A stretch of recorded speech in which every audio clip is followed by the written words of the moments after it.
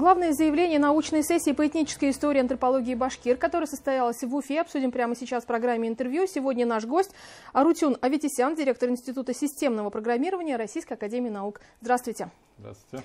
Для вас какие самые главные заявления прозвучали? Хороший вопрос. Для меня самое важное, что есть полное понимание, что без цифровизации развиваться дальше невозможно. И потому что я айтишник, я отвечаю за системное программирование, и это, конечно, для меня важно. Второе, я был очень рад, что мы наконец-то начинаем комплексно думать не о решении каких-то отдельных задач, а в масштабах страны, глобально, совместно. Это тоже прозвучало и из уст и Азата Шамилевича, и ученых. То есть гармония между государством, наукой и индустрией — это тоже очень важная составляющая. Снова я говорю сейчас с точки зрения айтишника в первую очередь. Но я вот был удивлен, что на лингвистической, казалось бы, конференции вдруг вот эти темы были затронуты. Азат Шамилевич — это Бадранов, заместитель премьер-министра правительства Башкортостана. Да. Для наших зрителей напомним. Мы понимаем, что Башкортостан — это одна из немногих республик многонациональная. Да, у нас более 160 национальностей проживают здесь. С этой точки зрения наш опыт, вот совместный этот опыт, может быть интересен для всей страны. Как вы понимаете, как идет цифровизация в части сохранения родных языков, вот какие программы для этого существуют, да, и какие перспективы вот на примере Башкортостана вы видите? Вы знаете, я вот здесь не хотел бы переходить на чужую территорию в каком-то смысле, потому что я не очень чувствую детали, связанные с развитием лингвистики вот, традиционной, но я могу сказать, что активное использование той платформы, которую мы сейчас разрабатываем, и вот то, что мы подписали соглашение совместное с правительством Башкортостана, и то, что это уже активно используется, оно базируется ведь не просто на желании, ну цифровизация вроде надо всем делать, а базируется на кадрах, которые здесь есть в республике. В частности, в рамках Уфимского центра Академии наук, конкретного института. Вот мы сегодня говорилось о том, что 50 лет назад было заседание Академии наук, которое, после чего стартовала там целая история. И как раз к этой дате была приурочена научная сессия. И это было очень важно, потому что вот снова можно отдельные истории успеха, да, а важно, чтобы мы комплексно вместе двигались вперед, потому что невозможно только отдельными историями успеха это сделать. И вот это, наверное, важнее, для меня, по крайней мере. Как вы понимаете, мы только в самом начале, либо уже какие-то шаги важные сделаны в этом процессе? Какие-то шаги, безусловно, сделаны, потому что вот платформа уже используется. Сегодня был ряд блестящих докладов. В частности, Юлия Викторовна Нормандская рассказывала про то, что удалось абсолютно научными методами, благодаря платформе, показать, что диалекты северо-западный диалект, по-моему, да, они нам очень близки, им являются башкирскими диалектами. Это, по сути, доказано научными методами. Конечно, это требует дальнейшего углубленного изучения, но она говорила это еще и в контексте того, что в какие кратчайшие сроки это было сделано, и о том, что платформа позволяет на порядок, это ее личный опыт, ее команды, улучшить, повысить продуктивность труда за счет там, применения методов искусственного интеллекта, других разных математических подходов к анализу информации. Но вот я думаю, вот то, ради чего наш институт это все делает и вовлечен. Я все время так подшучиваю, что искусственный интеллект, конечно, не заменит человека, да, очевидно, но повысить продуктивность труда ученого, это, конечно, вот та задача. 10 раз... И с другой скоростью. Да, это 10 раз повышение продуктивности труда. Это и влияет и на время работы, и на возможности объема работы и так далее. Хотелось бы, чтобы не 10 раз, а в 100, в 1000, но будем работать. Но мы с вами обсуждаем платформу LingvaDoc, правильно? В частности, да. LingvaDoc — одна из возможностей. В чем преимущество этой платформы? Изначально, вот, когда мы ее начинали, ее задача была вообще просто хотя бы чуть-чуть автоматизировать работу, когда на полях люди собирают информацию, хоть как-то систематизировать какие-то базы данных. Как сегодня сказал один из главных разработчиков, прекрасный парень, молодой мой сотрудник, Олег Борисенко, ну, по сути, заменить Excel, так, чтобы люди поняли. Но сейчас это уже полноценная платформа, которая позволяет сосуществовать на одной платформе сотням людей, сейчас несколько сот, более 200 уже лингвистов вместе работают, потенциально собирать не только профессиональным лингвистам, а вот деревни, например, если где-то удаленно человек сам может записать, или внук рядом запишет и потом перешлет при помощи мобильных устройств. И вот я думаю, что преимущество Лингвадока в этом смысле это то, что потенциально, вот если мы вместе сейчас будем двигаться дальше, это такая единая платформа, где можно производить образовательные курсы, составляющие, когда уже на базе этих материалов можно именно учить, в том числе тем диалектам, которые исчезают.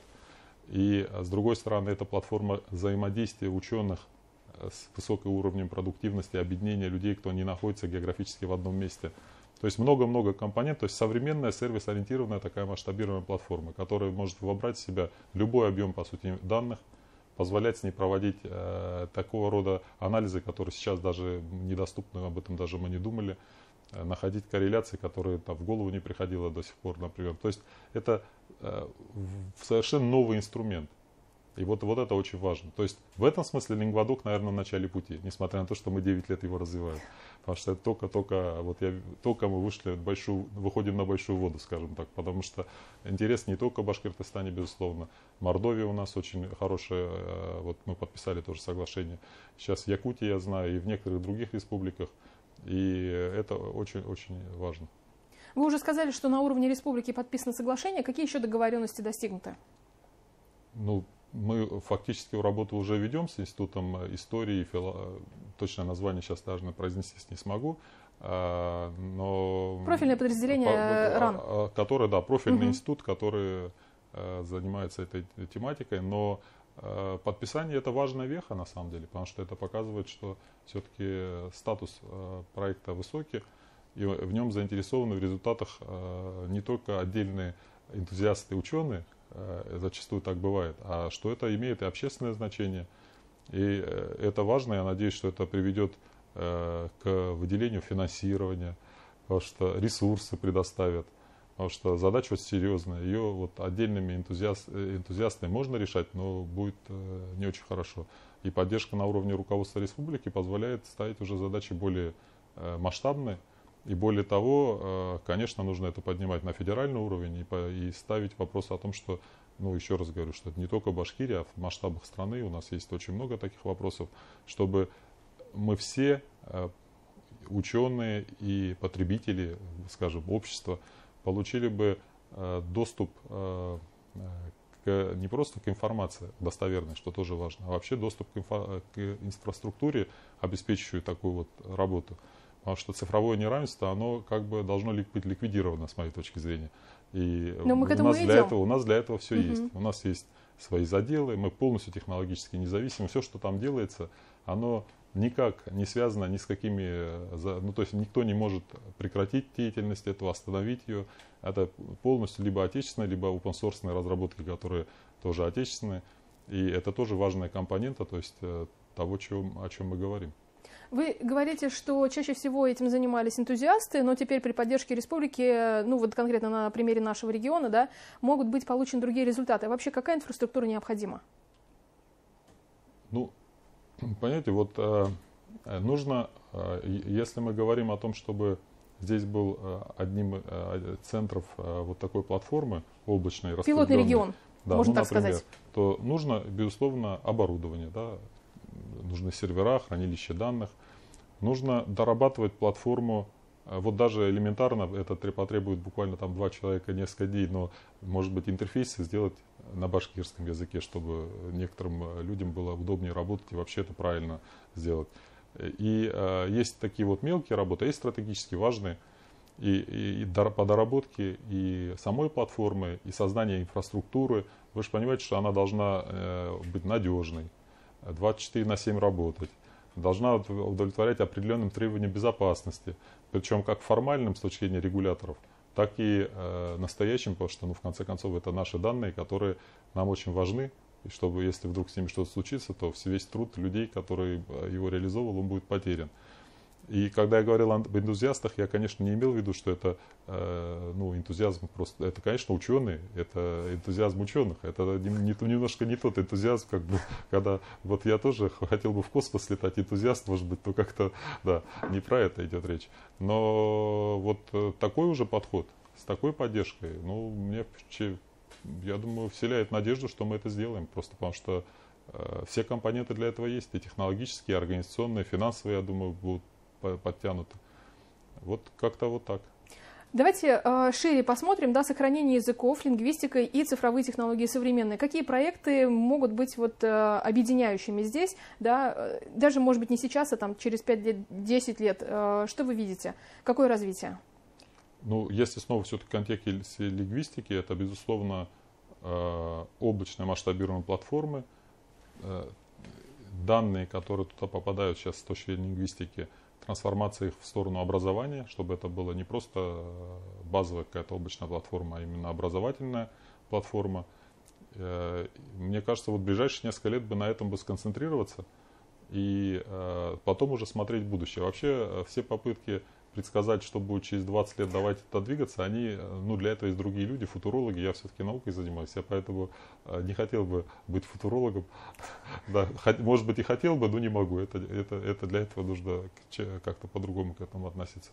Поэтому горизонт там на 5-10 лет нам понятен, в ближайшие пару лет просто есть жесткий график, его нужно выполнять, иначе мы не сможем двигаться, и мне кажется, это важнее. Дисциплина самое главное в любом деле. Конечно.